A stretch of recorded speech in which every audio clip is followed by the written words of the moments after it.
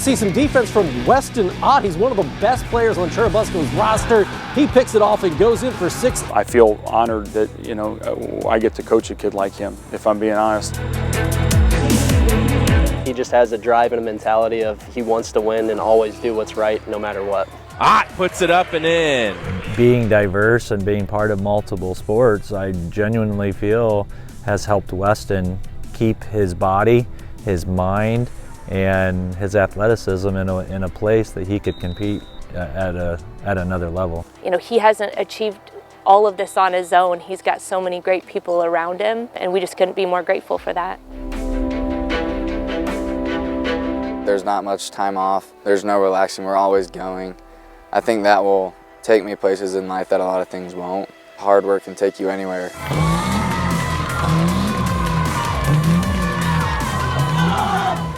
For over 10 years, Summit City Sports has been bringing you live and in-depth coverage of high school sports.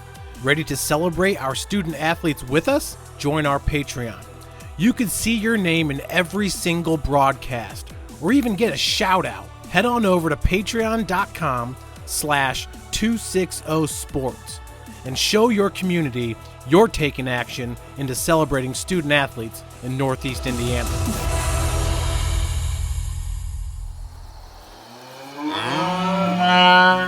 At a small farm in rural Northeast Indiana, Weston Ott begins every morning with a list of chores, helping to maintain his family's homestead. Hard work and discipline is woven into every aspect of this Churubusco High School senior's life, from sunup to sundown. On Friday nights, you'll find Weston wearing number 10 for the Eagles, playing both tight end and outside linebacker. He is a natural leader, and primarily by example. Head football coach Paul Sade has watched his growth as an athlete explode over the past few years.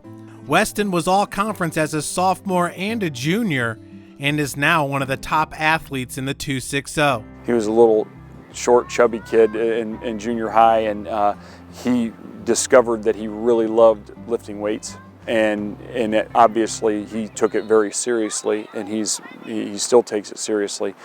He's always trying to get stronger. He's always trying to get better, faster. Because he had to. Ott's sophomore year, the team went 2-8. His junior year, they went 5-6, but won the conference title. This year's version of the Busco boys finished with back-to-back NECC Small School Division championships and a 7-2 record, with a tough Bluffton team waiting in the playoffs. There are a lot of people nowadays that look for the easiest path, the shortcut at every turn, and he's somebody, he wasn't raised that way, and it shows because he's the type of kid that recognizes the minute I take a day off, the minute I take a shortcut or I cut a corner here or there, I'm going to get exposed for that. I'm not going to be performing at the highest level. I'm not going to be putting my best product forward. And he's definitely somebody that wants to do the absolute best he can in whatever he does. And that relentless drive has paid off big time. I've been very fortunate to receive attention from Notre Dame and Purdue, Kentucky and IU. An impressive list of schools, to say the least. And earlier this month, Weston announced his plans to attend the University of Notre Dame. He's already fitting in nicely with the Fighting Irish. I think this whole experience has been a whirlwind for us as parents. Mike and I both went to college. We have master's degrees, but we're average people. We're not college athletes, and so to watch Weston get so much attention from these bigger schools. In fact, we just joked, the other day, if someone would have told us Weston had the opportunity to play at a D1 school and would have to turn it down, we would have laughed, 20 years ago. But it's just been really fun and exciting to follow him through this journey. Though his journey to the top has been one with surprises every step of the way, Weston decided to accept his new path and has thrived, not only as a three-sport athlete, but as one of the top throwers in the country. That's Weston at the 2025 NECC Championship meet last spring, throwing outside of Angola High School's brand new shot put pit, setting a personal, school, and conference record with a throw of 64 feet, 11 3/4 inches. I joined track in 7th grade because I wanted to get faster for football, and the head football coach, Coach Sade, he coaches middle school track. He told me to go try throwing because I was so slow. I found a couple rocks out here to throw, and I practiced and I got better. At the time, track and field was a hobby, with Weston growing up as one of the top baseball players in Churubusco. I know for Jenna it was really difficult because she loves baseball. That's her passion and dream, to watch Weston play baseball, and we kind of watched that crumble in front of our eyes. Yeah. Plus Wes was a catcher, which was my favorite position to play, so I don't know, we had this thought in our mind about what his path forward would be as a catcher. But sometimes God has another plan. My freshman year, I tore both meniscuses in my knees, and I was a catcher my whole life, so I couldn't catch anymore because I don't have the flexibility in my knees that I used to. So it kind of, I think it was God's way of opening the window for me to go throw.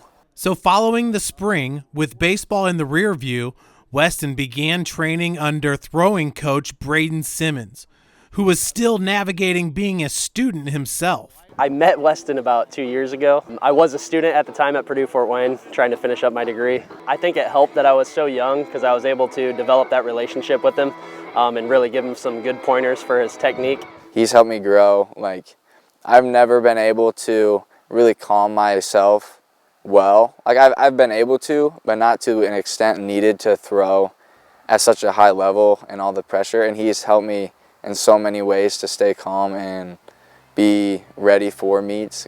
With the help of Braden and former Churubusco track and field coach Zach Dock, he nearly clinched the state title on June the 6th at the IHSAA Boys State Final Track and Field Championships, finishing second in the shot put and second in the discus. During the cold winter months and early spring, Weston trains in the very barn he begins each morning. Here, too, he's surrounded by success that is a testament to his and his siblings' decade of dedication. Year after year, every member of the Ott family cares for their animals, which often move on to be champions at the Indiana State Fair 4-H competition. It sure felt like it was their 4-H background and growing up on a farm, that mentality of you just got to get the work done. A lesson Mike learned from his father, Larry. Weston is now the third generation carrying on the legacy of working the Ott's farm. Some days that's harder than others to carry out, but I think it's taught them to be responsible for something other than themselves. You know, the animals have to get fed, whether it's your birthday or it's Christmas or you don't feel well. You know, life goes on when you're responsible for something else, and we think there's real value in that. There is immense value in caring for someone or something, and Weston's dedication throughout the years has not gone unnoticed. I see how hard he works, and I see how much he puts into it, and I see his attitude every day. And there are days that I come in and I'm in my own head, or I'm in a bad mood, and you see him working, and you know he's been out in the barn with the cows, and you think, okay, I really don't have anything to complain about, because it could always be tougher. So it's a good example for not only younger people, but it's a good example for some of us adults as well. We're here in Churubusco, Indiana, affectionately known as Turtletown, USA. It's a tight-knit community where people look out for one another. And this Friday, all eyes will be on the Eagles as they start their postseason run, looking for the school's first football sectional championship since 2010. In life, I mean, you have to, whether it's business, it's a career, it's faith, you have to surround yourself with good people. And Weston has been very fortunate that he's had great people to surround himself with. Weston's class has been really tight-knit from the beginning, and I vividly remember sitting at a Little League baseball game when all of us moms agreed that we were going to raise these boys together, no matter what. And it is so fulfilling to sit in the stands with those moms now, and sad to have raised these boys together in this little community has meant a lot to us. 1, 2, 3, reality. Do you know an exceptional athlete, inspiring coach, or passionate fan group that embodies the spirit of sports in Northeast Indiana? We want to hear from you, and it's easy. Just visit our website, hover over Contact Us, and let us know who you think deserves recognition. Let your voice be heard. Tag a friend who should nominate someone today.